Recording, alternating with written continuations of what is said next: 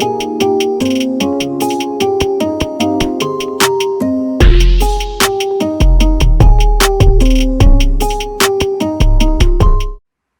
right, hey everyone, this is the SC Kicker and the KO Ninja, live with Dak from the URL tonight. So good to see everybody. And man, it's really exciting to have Dak on. I know you've done so many really amazing things with everything going on with the race league. And you know, one of the first questions I wanted to ask is what got you into Upland? I know in talking to a lot of different people, everybody's got such a different story. So what brought you into Upland? Um, I was tired of freemium games that ended up being just way too expensive and you had nothing at the end of it. And so I was looking for a game where you had ownership. And so that led me into the play to earn space. And when I was looking at the different play to earn options, Upland was one that caught my eye because of the map to the real world kind of model. And so the concept of monopoly on blockchain was very easy to understand, right? And so I went into Upland and I did all the mistakes. Then I watched the YouTube videos, and that led me to the Upland Cafe, where I learned that I was horrible at minting new cities, flipping properties, and playing the game that they had pretty much outlined. So that's when I learned about a lot of about the Discord servers that are out there and some of the other ones. And I ended up joining one that was the Upland Construction Company, UCC, and met up with my partner in crime, Mass Chef, and the rest is history, as they say. Yeah, that's a good point you make about the Discord and the YouTubes. That's where I picked up a lot of my tips and tricks because, man, we we started playing this game and I felt like I was throwing darts at a dartboard with no blindfold and no arms. It was crazy. And then got on some Yeah, YouTubes and then somebody recommended Discord and man, it was life changing. It just kind of it evolved is. from Yeah. there. So Yeah, I started in Manhattan. what got you to start the URL?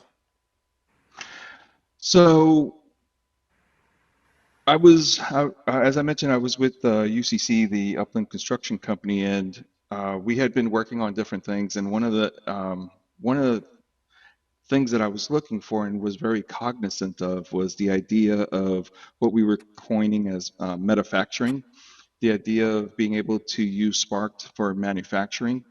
And that led to neighborhood development, and that's really where we kind of focus.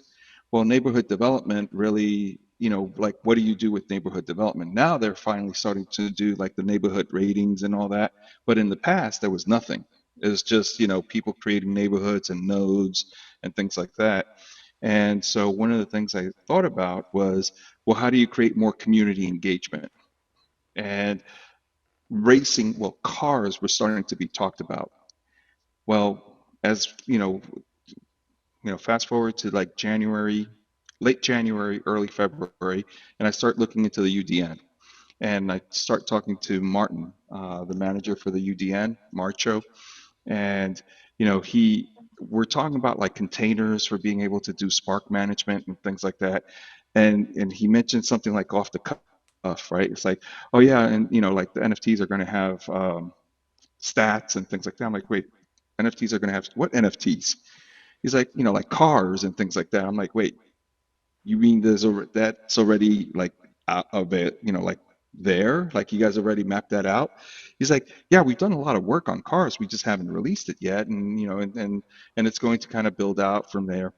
So between talking to him and just reading between the lines, and this is the thing, it's like you have to go out and speak to people. You have to engage. You have to talk to people. You have to be involved in the Discords, servers, and so forth. And you have to listen to what is being said and then sometimes listen to what's not being said, right? And I heard that. Then I was also talking to other folks, and they were talking about how they had set aside millions of UPEX for cars, how they had set aside thousands of dollars for cars. And I'm like, wait, there is real money and real value in cars. And so I needed to marry cars, community, and kind of I like to create game loops for myself, right? And so the idea of racing came, and we started talking about it with a couple of people, Elijah being one of them, JR Wheels being the other, in the cafe. And I said, okay, I'm going to start a server for racing. Now, mind you, at the time, cars weren't even out yet. There was no information about the idea of how that cars were going to race or anything like that. But I had gotten enough information just from talking to different folks and stuff that I'm like, there's potential here. And so I started the server and we had like 8 people, right? It was just me and my friends. And then we kind of grew to about 140.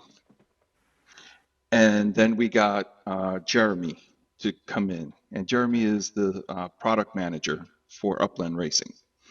And he comes in and he does a town hall, and no one knew who he was, right? And so at one point, people were like, "Oh, it's fake news, it's not real," kind of thing, because he's telling people how cars are going to be released for Genesis Week in 2022.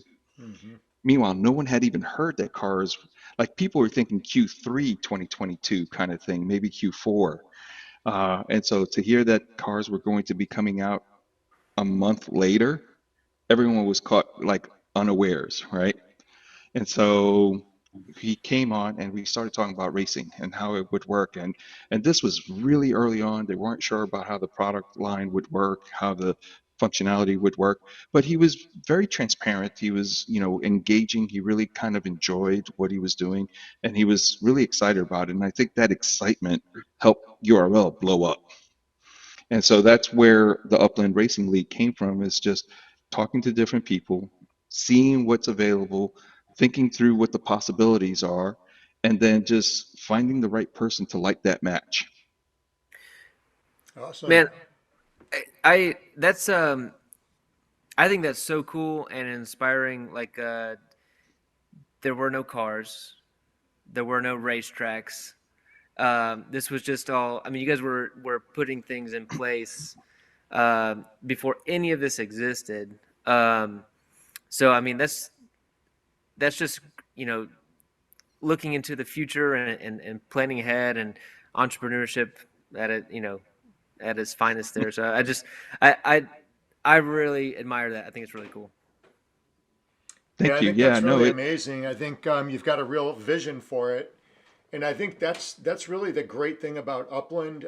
Being a business owner, I think there's so many people that come into the games like this, and a lot of people looked at the game as like, get rich quick on Monopoly, virtual Monopoly, and a lot of those people, they're gone to the wayside now. They're not even playing or you know complaining about not playing.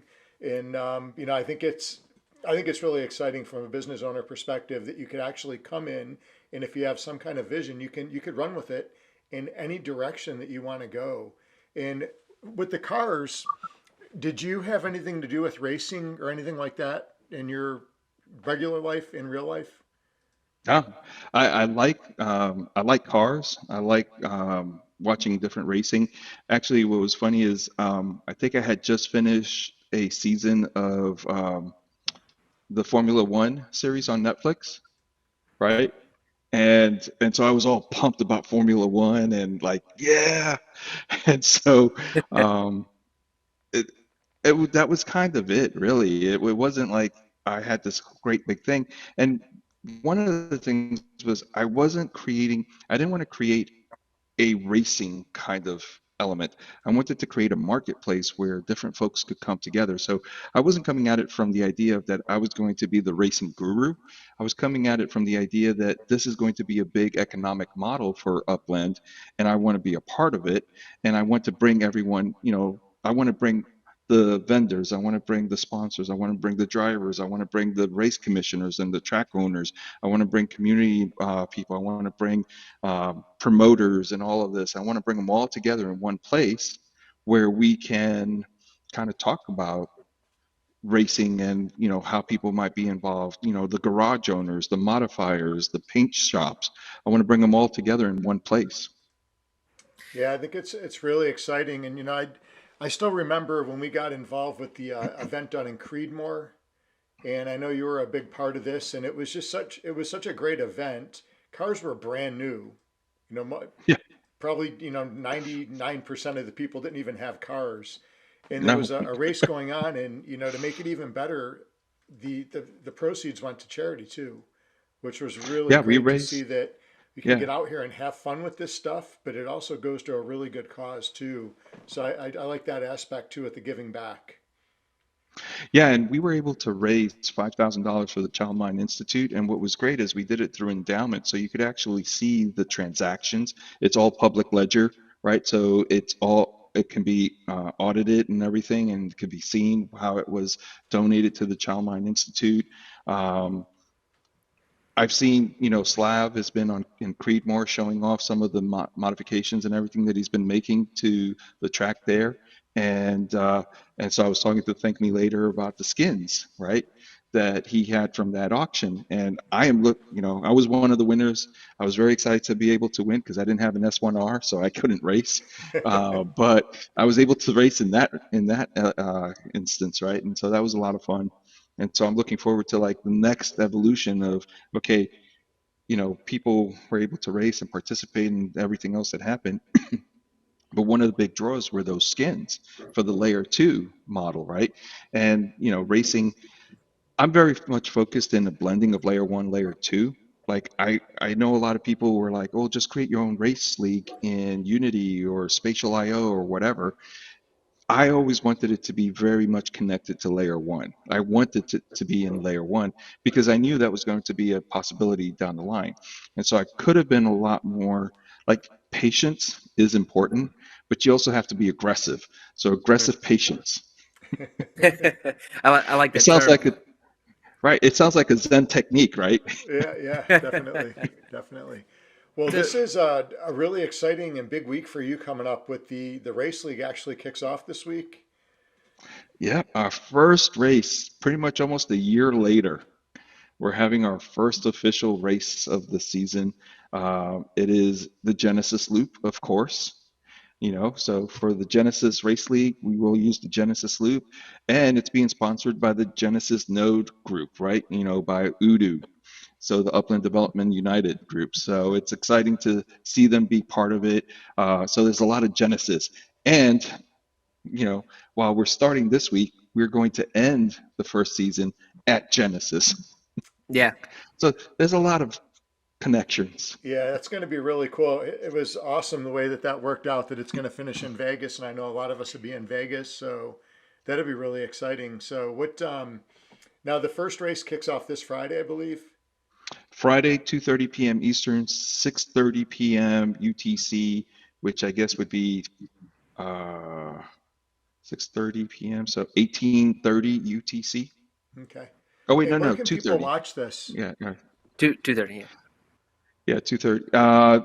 So I'm actually going to be working. We're going to try to stream it on Twitch, but we're not sure yet. Part of everything we do, and this has been kind of as we mentioned, when we started, nothing was available. So we've just been on the fly changing as things happen. And Yeah. so being agile and adaptive has been key.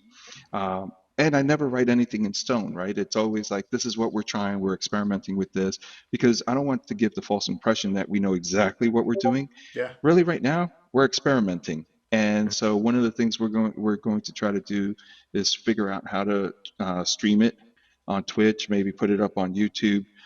We want to have kind of a show set. I've been talking to the Goldsmith about doing kind of like one segment.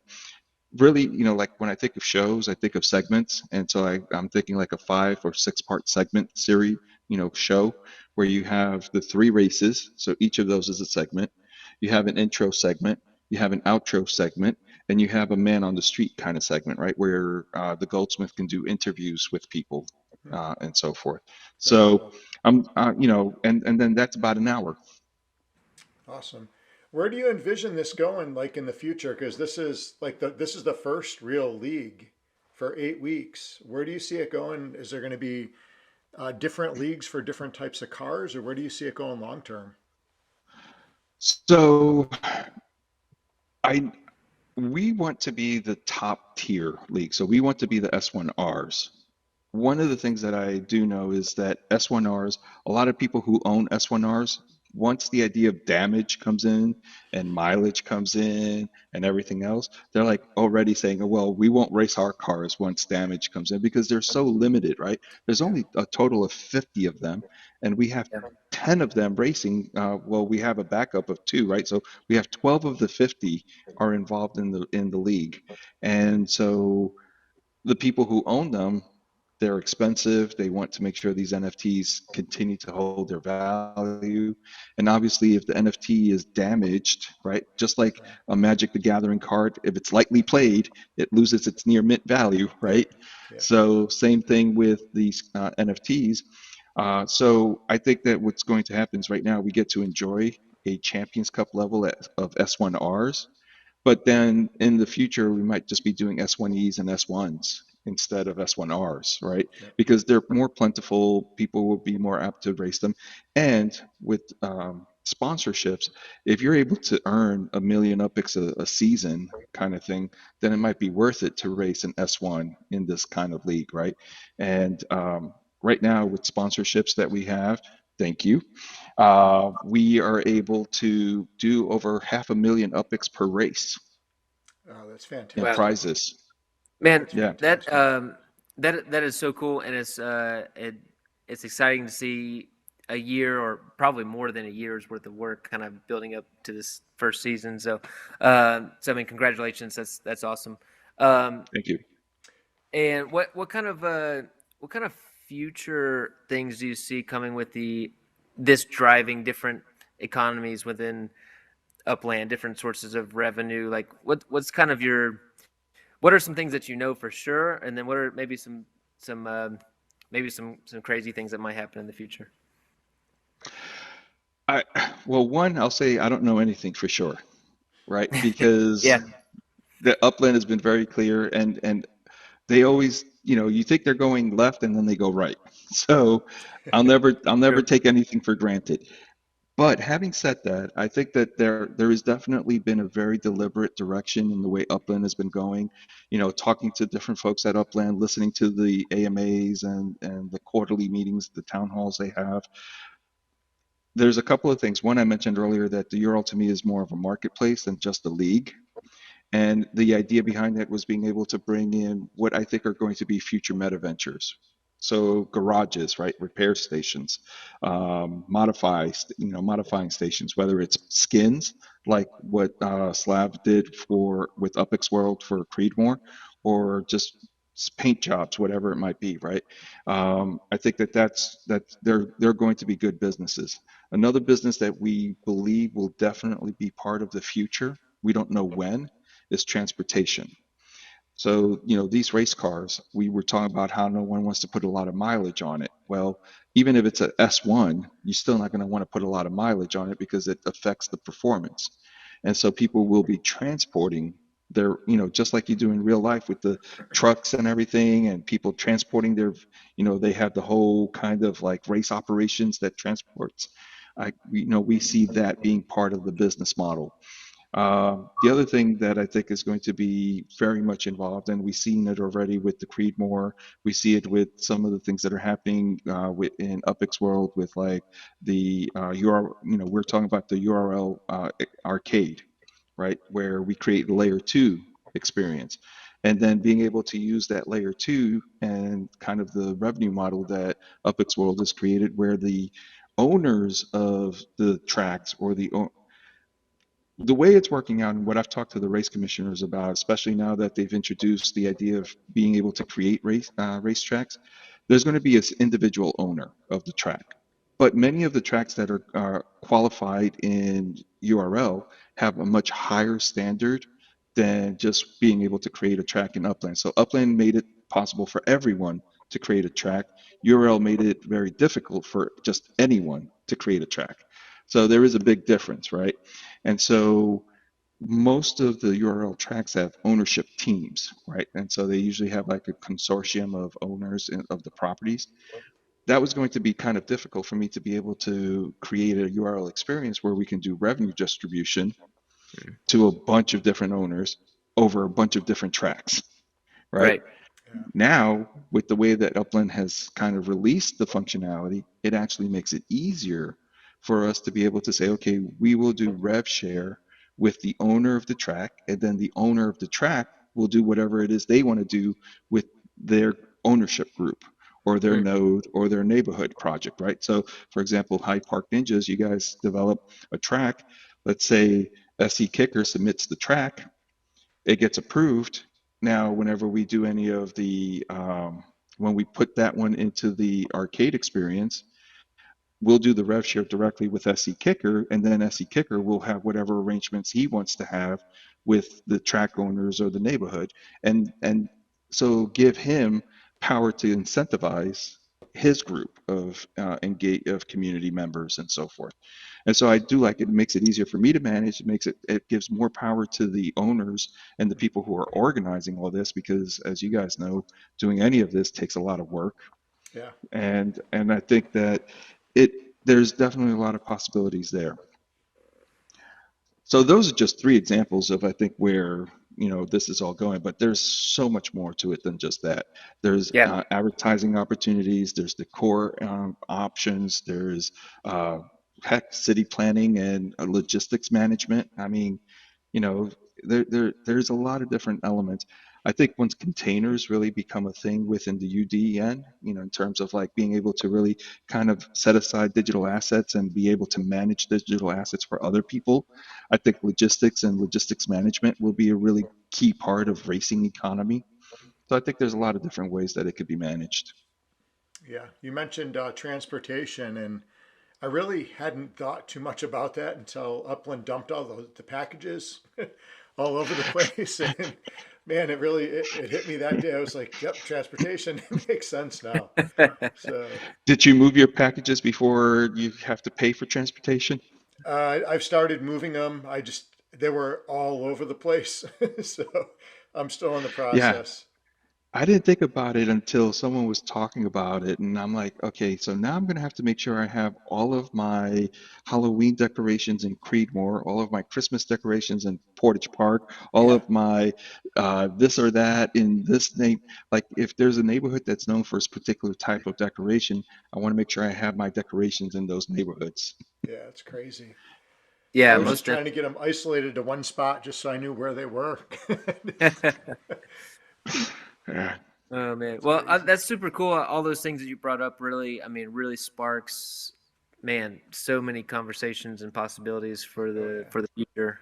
Um, so I think it's really cool to different things to drive the economy in Upland. So Yeah, and we're talking just about racing, but the other thing I do too is the perpetual get in the metaverse, which is how the whole Creedmoor thing came up, right? hmm And I've been very involved in trying to figure out different ways to blend the metaverse and nonprofits, right? And being able to find ways to create opportunities, and I have projects cooking in that space as well.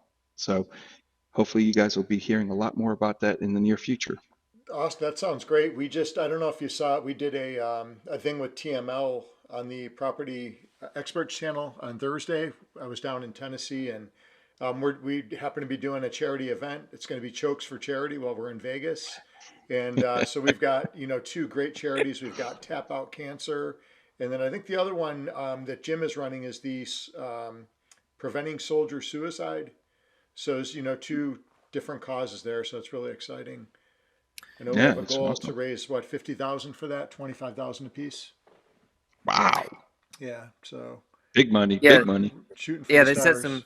some lofty goals. No, we've already set up. We've already had many conversations with trying to set up different things within our project to give back. It's very important to us. Just we're love what you're doing and setting up um, those different systems to make sure that proceeds are going to different charities and things like that. Yeah, So yeah. That's And really yeah. cool. with the metaverse, where do you see the metaverse going? Long term, because that we hear that term everywhere now. You see it on the commercials when you're watching sporting events and different things. And Facebook was called Meta, and I don't know if it's back to Facebook or if it's still Meta. I what? saw Facebook by Meta or something like that. So Yeah. Where do you see all that Um, going? Because we have things like, the virtual reality, we've got the augmented reality. Now I was hearing about mixed reality. so I happen to live in Orlando area, and they have been pushing to be the Meta Center, and they actually have a whole thing called the Meta Center. If you look it up, it's they Orlando is investing heavily in metaverse technology and metaverse experiences. Interesting. Unity has opened up a secondary headquarters here. There's a lot of DoD and game shops and so forth. And so a lot of the expertise that's needed for metaverse kind of creation and development, and not just for entertainment purposes, but for more than that, like simulators and like real world simulations. And some of the stuff I've seen is like crazy, right? And so I think that the concept of the metaverse is not a fad. A lot of people thought email was, a dumb thing. Why would someone send an electronic message? That's just Yeah. dumb, right? Yep. Now it's just everyone just does it automatically without thinking about it, right? Um, a fax machine at one point was considered to be dumb. Sending a message over the phone, the telephone line, Yep. that's crazy, right? Well, the metaverse, I think, is going to become part of that secondary reality that people are just going to be able to gravitate to. Um, what I think is going to be really interesting is when they start to really do the mixed reality and being able to create AR and VR and metaverse kind of worlds starting to come together. What's interesting is a lot of people don't realize metaverse and the concept of the metaverse is not new. I was at a conference in 2006 with the National Association of College and University Business Officers. I worked at Nakubo. And we went to Hawaii and we had a big conference around like learning and the future of learning and so forth. And Second Life was there with presenting classrooms in Second Life for MIT and Harvard and Stanford, I think it was. And this was 2006. And Well, I don't know if you guys know Second Life, but you know, it's pretty much the same thing. It's just that it was in a computer versus a headset, right? Mm-hmm. But now it's available via headset too, right? But the idea of being able to create an avatar, go into a space, interact with that space, interact with the other avatars, and so forth, is not a new concept. And so it's the evolution was a lot slower than I think people thought, but now I think it's starting to explode. And there's always that technology adoption curve where there's the giant chasm, right? Until there's a killer app identified, and then you get mass adoption. Well, yep, this is, I think, the point where people are starting to see the killer apps for metaverse, whether it's gaming, whether it's simulation, whether it's collaboration, virtual collaboration, I think is going to be a really big thing. This is where you start to see the adoption of it. And also the technology, having a headset back in the day was going to cost you $1,500 or something like that. Now you can get some kind of headset for like $199. So that, everything kind of catches up. Someone has a great idea and then technology has to catch up. Yep. I don't know well, too much about the mixed reality. I actually never heard of it until this weekend. And when I was driving, I was listening to a podcast or heard something on an advertisement, and it was talking about mixed reality. So, what do you know? What is the difference between the mixed reality? We were just talking about this with I, our team, and nobody knew. I think that this is where people are starting to try to figure out how to blend IRL and metaverse. Hmm. yeah, So there's one thing to do AR, augmented reality, right? Where you look at a table and you see an advertising pop up. I've seen a lot of that where people have a postcard and then you just put your phone over it and the advertising pops up and engages you, Hmm. right? Um, Metaverse or Buck, he's created different AR things for like Genesis Week and conferences and so forth. Chicago NFT, uh, Chi-Town NFTs, I think is his Discord name. He's also done it. So AR is one thing, right? But that's you're still engaging in a virtual space. Virtual reality is you put some goggles on and, eventually you'll be ready player one kind of thing, right? Yeah. But that's not the same as being able to say, okay, we we are, and you kind of see it with Pokemon, right? Pokemon Go, where it actually uses your real world GPS location so that you can actually be engaged in a real world kind of model. Right. Uh, and yet you're in the virtual space kind of thing, right? And so now you're starting to mix your real world with a virtual world, or NFTs that have their virtual component, their digital component, and then their real Funko Pop, component, right? And so now you're starting to mix uh, physical and virtual. And so I don't know if that's what mixed reality is, but that's to Yeah. me is sort of where it starts to create that blending of effects. Makes sense. Being able to operate on an overlay, right? So a lot of times, if you think about like surgery or stuff, maybe the field of vision is clouded or something like that. But if you're in a mixed reality, and you're just seeing what you need to see versus whatever blood is in the field or whatever it is, Hmm. you're able to operate with less risk. Yeah. I've been seeing a lot of advertisements on that with the medical field within the metaverse, and it's interesting. That's like one of the first things you're seeing advertised, really.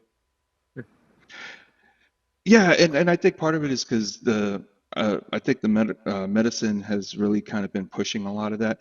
I think that it's also been heavily used in defense, but obviously people are not really going to promote what they're doing in Yeah. that space.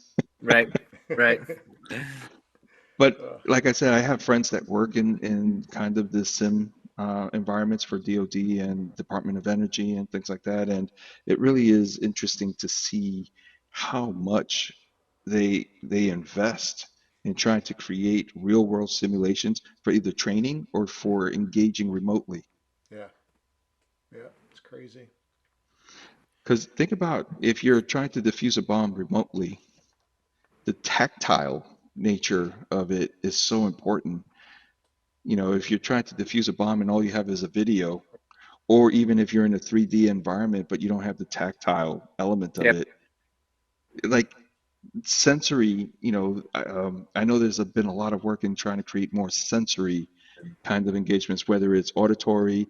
I know people have actually created things for smells where Hmm. I was at an event and there was someone there who was talking about they had something like 3,000 different smells Oh my gosh. already built in. And they Wow. have like a little capsule that kind of sits on the headset that releases the chemical compounds to create different smells, Oh, right? that's So crazy. if you're walking in a field of Hmm. flowers, you will smell flowers. Oh, wow. That's If crazy. you're in a blood zone, you will smell blood. Yeah, I've not Interesting. heard of this. That's absolutely insane. I haven't seen that Oh near yeah, me. no, as I mentioned, Orlando, they're really pushing to be the meta center, and so they had this metaverse kind of conference, and what they had there was just like, whoa. Man, it's like scratch and sniff stickers amplified. Yeah, exactly. That's Wow. Yeah, crazy. yeah. Wow. I know you mentioned this earlier when I had asked you about Upland and why you got involved and what got you into it, and you mentioned NFT. So, what are your thoughts on NFTs? So that I think Upland is the first time I really saw value in an NFT personally, where it actually you could go in and you could buy this virtual property, you could earn interest on it, and I saw some value there because you own a piece of something, even though it's virtual. And yeah, I think some of the other stuff that I've seen with NFTs, there's just a lot of basically garbage and trash out there. They make these NFTs and it's a sticker or a picture of some crazy dog or whatever it is, and it's supposed to, or a monkey, the monkey and the apes, and they're supposed to be worth like millions of dollars eventually, and there's like no use case for them. And I didn't see any kind of value in those.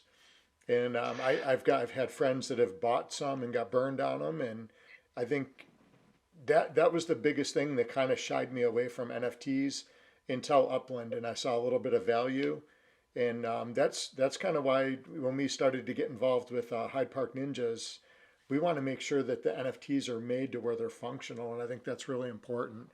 But what's your take on what you've seen with NFTs to this point? So the first games that I got into were not Upland. It was what I was looking for was digital MTG, right? Mm, So I was looking for a collectible card game that had digital assets that could be truly owned and Mm. sold, right? So there's Magic the Gathering online, and you buy cards and you could sell them and so forth, but it's very insular, right? So the idea of an open market where you had digital assets that could be sold in an open market, just like way that you could sell a real, card of Magic the Gathering, that's what got me in, the idea of a collectible digital asset. But all of the games were just kind of clickbait, and they didn't really, they were just throwing them out there. And so Upland really was one where I kind of started to see the idea of an open world Hmm. where you could actually create more than where the game was bigger than the sum of its parts kind of thing, right?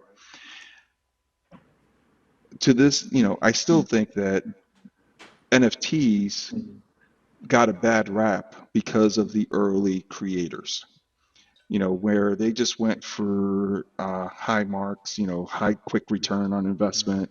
And yes, NFTs are a great way to try to create a digital asset that has true ownership. For artists, that I think that's really valuable because if you think of like lithographs and limited print runs, right, mhm, where the author can actually make pretty decent money selling these digital, selling physical prints that are limited. Imagine being able to do that, but as a digital asset, so you don't have to worry about selling or having warehousing and all of these other things, right? All of the Yep. things that come with actual inventory, it can be a logistical nightmare. yeah, So I do see value of NFTs. I do see that, I do see NFTs still being part of the art world. I think that that's where a lot of it started, but I think people took it to an extreme too fast and therefore kind of did a credibility hit. mhm, What I like is more of what you were talking about, finding functionality for NFTs.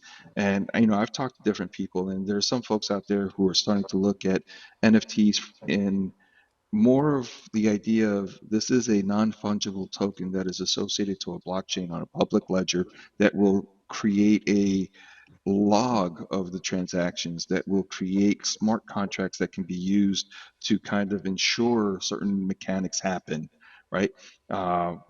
When you can automatically say that 10% of the proceeds from the sales automatically goes to a charity, and it just automatically does that because it's written to the blockchain and therefore it mhm, cannot be changed, right. Yep. right?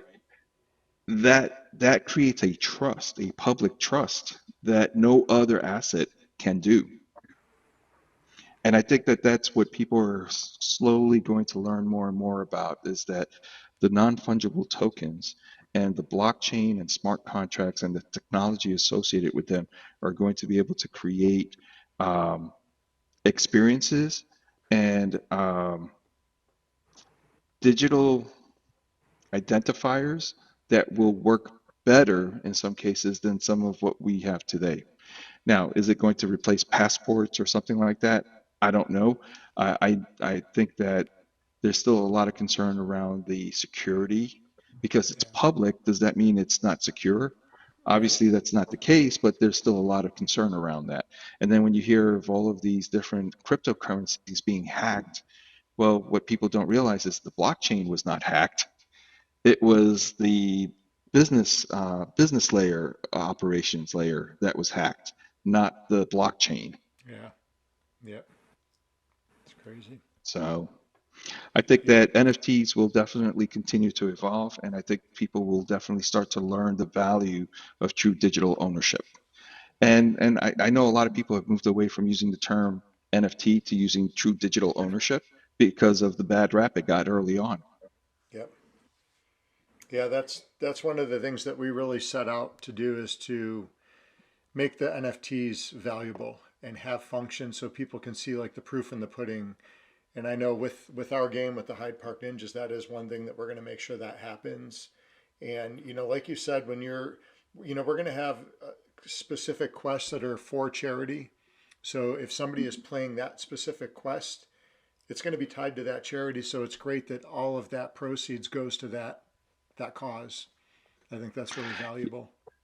And you know, I'll bring him up again, but he's not the only one talking about this. The idea of NFTs in games and what should be NFTs versus what should be in-game Right. assets and so Yeah. forth.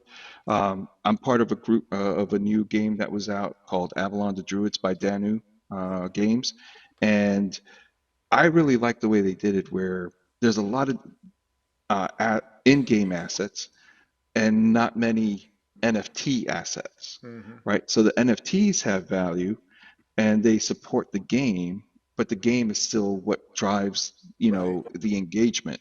Yep. And so I think that people are going to get smarter about NFT economics and not the idea of flooding the market with 25,000 mints, right? Right. Um, I love the example that Thank Me Later did on his Twitch space, on his Twitter space 2 weeks ago, where he's like, okay, if I was Nike, what I would do is not do 23,000 Air Jordan NFTs. I would do 23 Air Jordan NFTs, and then whoever buys them, they know they have value, Yeah. and then create, 23,000 or 23 million or whatever the market will bear digital assets, and digital assets are different than NFTs, right? Mm-hmm. Mm. Yep. And so being able to find different ways to create economic models where the NFT value is preserved. It creates dynamic engagement models for the game or the digital platform that it's being used for, Right. Right. and yet, you know, so that's where I'm thinking it's going to be interesting to see how people identify and finally work through what is the NFT economic model. Yeah. Definitely. I Yeah, heard totally you agree. mention MTG, so I know you're a Magic player. Um, so did you see the new series getting ready to come out, Lord of the Rings? So I Lord of think the they Rings said they're and making the other just one one. ring. Yeah, the One Ring, a one of one. I would love to have that ring. Well, I think we were talking, someone put out $100,000 bounty on that ring. Really? Yeah, so there's already a public $100,000 bounty for the ring. And people got mad at him because he thought that he was trying to underpay for the value of that card. Mm-hmm. Well, if you think about it, how many Alpha Black Lotuses are out there, right?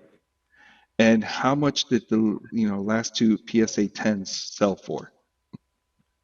615,000 and 540,000, Yeah, Jeez. it's crazy. right? And so if you can actually get the one ring and it's rated 9.5 or better, chances are that's going to be $1 million card, Oh yeah, it's crazy. It's a one of. right? Right.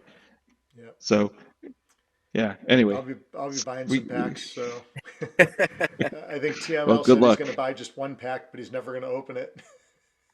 Well, my brother, he's already pre-ordered the collector's because it's only in the collector set, so you got to Okay. make sure you buy the right set. Yeah. Yeah. He's already pre-ordered a box, and he's like, to open or not to open. I'm like, well, open half the packs. Uh huh. If you get lucky, great. If not, then save the rest of the packs because as the quantity goes down, Oh yeah. Yep. those packs are going to go up. Heck yeah. Yeah, that's for sure. That's for sure. I didn't realize they were doing pre-orders on those already. Yep. They Nice. come out in May.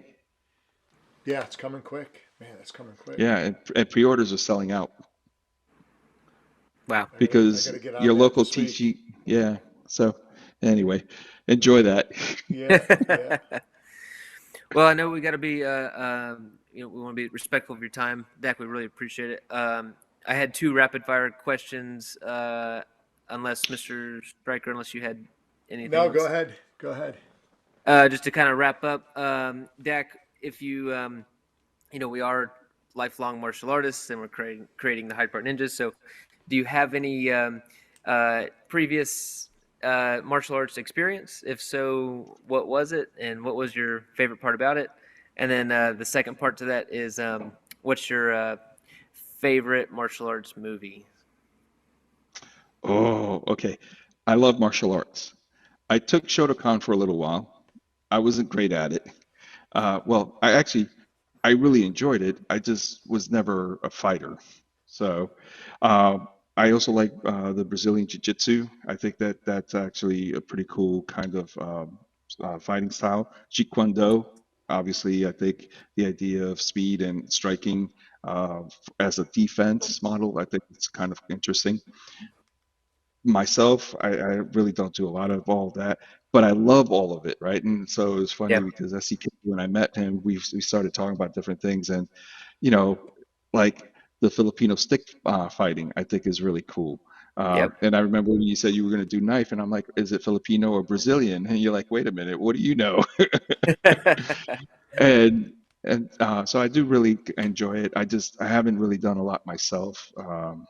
And now I think I'm too old and my back is shot. So we'll skip for now. But I Yep. do enjoy it and I do love it, and I love watching some martial arts and everything else. One of my favorite. There's a lot of really good martial arts movies. The Blind Samurai, Satoki, The Blind Samurai. That's a great movie. Uh, but I have to go back to my 80s. I was watching kung fu movies Saturday afternoons in the 80s and the Five Deadly Venoms. Oh yeah, I mean, that is classic kung fu when I think martial arts movies. that was Kung Fu Theater, wasn't it? Yeah, I yeah, think I used to watch that yep, on the cat's pajamas. yeah. Uh, So Five Deadly Venoms is probably, and I own a DVD version of it because it's one of my all-time favorites. I haven't seen that one in years. Yeah. Well, KO, have you seen that? well, I was sorry guys, I was born in 1990, so I didn't see that. I but I'll put it on my list. I will put it on the list and go and watch it. Let's do a viewing party in Hyde Park. There you go. Let's do Yeah, it. that's a good Let's do idea. it. I'll put it. I'll find. I have to find a DVD player that I can connect. Actually, I'm sure it's on YouTube somewhere. Yeah, we'll find it and I'll get educated on it. So Yeah. awesome, Yep. man. Awesome. I think that's all I've got. We really appreciate you coming on tonight and letting us know a little bit about the URL. And it was great to talk to you as always. If you get any information where the races are going to be, if it's going to be on Twitch, let us know and we'll put that out for all of our viewers. And in our Discord, I know we're really excited to get it kicked off this week. And Oh, yeah. then, man, it's going to go by so quick. It's going to be like the first race is Yeah. going to be here this week, and then we're going to be in Vegas. Yeah, in So Vegas, and that's it's, that. yeah, it's going to be really exciting. So, Yeah, I'm well, already planning on season 2 starting in September. oh, oh nice. fantastic. So we'll Fantastic. see. All right, awesome. Well, That, we're really proud to be sponsors and glad we can contribute. And hats off to all the other, all the other guys. I know UDU is a sponsor, Upix World, I believe, or Property Up. I think Property Experts, Yeah, Too Stupid to Win. Property Experts, UpX Podcast. Yep, Yeah, they're there. Samurai Aquatics, Aquatics. Yeah. um, the Diamond Auto Group, TMS out in Chicago. Um, who else? Well, you guys, and I always forget one. Like I I can think never that was get all all. 6. I think you got all six. I think you got them. Yeah. It's, Okay. Oh, I But forgot UCC. oh, UCC. Yeah, oh that's yeah, right. yeah. Yeah, Okay, okay. UCC. Yeah. There you Well, it's great. I go. mean, it was really exciting to see so many people come forward and kind of help spearhead this. And I think a lot of the people that are in this are, who I see to be the pioneers of what's going on and is going to make this work. So Yeah. it's, Is there I anything else know, you want to shout out or put in the that we can put in the description below or anything? No, I think that just hopefully people stay tuned and pay attention to the season, the first season, and uh, cheer on your drivers. You too. You might be competing for championship cup at the end of the season. yeah, that'd Let's be do pretty it. cool. That'd be pretty We're cool. excited. So We're super excited. awesome. All right. Well, it Nice. was great to see everybody on tonight, and we'll look forward to seeing you soon. All right. Good Sounds luck with good. Thank you everything. If you for need sure. anything throughout the week, let us know. Thank you. Thank you for All having right. me Take on. care. All right. Thanks, Dak. If you enjoyed, like and subscribe with notifications on, and if you want to participate in our challenges and giveaways, make sure you join the Discord, link down below.